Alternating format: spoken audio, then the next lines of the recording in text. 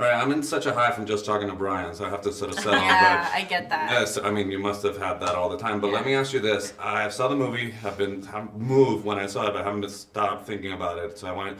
Do you feel that making it is sort of a call to arms? Because I feel that just being emotional about it is not enough. It's like I wonder if inspiring people to take action was the main thing. If you guys discussed it on set. I don't remember being a part of that conversation. I'm not sure that it was something that was intentional, but it's certainly what Brian does. And it's certainly the experience of him. And so I'm really excited and honored that it is now the experience of the film. You watch this and you can't be the same.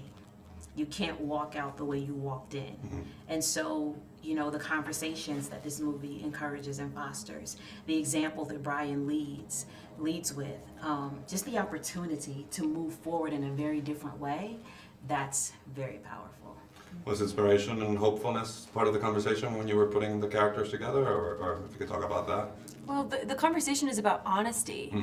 So within honesty, sure, Everything else hope, comes in, yeah, yeah. everything exists in that, you know, and that's why you get a film that kind of takes you in this journey, because honesty is a container for everything else. Yeah, that is true. Exactly.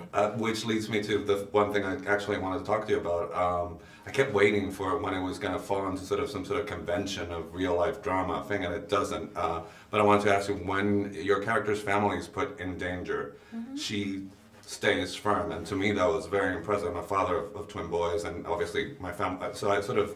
Did you talk to her about that part of what got her to sort of not break and stay even when her family was in danger? Because that was very curious to me. Yeah, these are things that we talked about. I mean, more in the general sense than that particular moment, but you know, if you and maybe it's the way you feel about your kids, but we all know, I would hope, that thing of just that you just know to be so true and so real inside yourself that no fear-mongering is going to get in the way of that.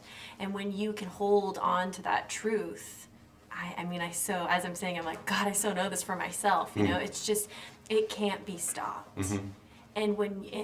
And it's so important in those moments when we're faced with those challenges to hold strong in them, because we talk a lot, I think, in this country right now about this, like, about the fear and where it'll take us, and fear is worth questioning.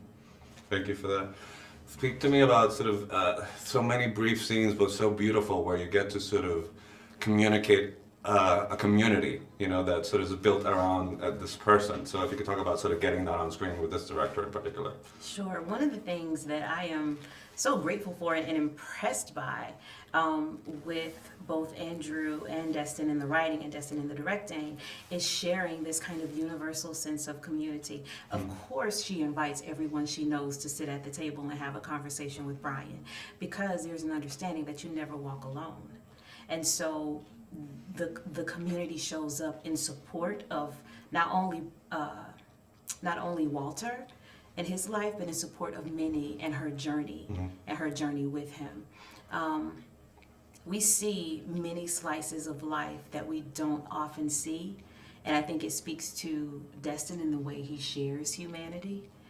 And I am thrilled that people will have an opportunity to enter in that space and learn and hopefully grow and share.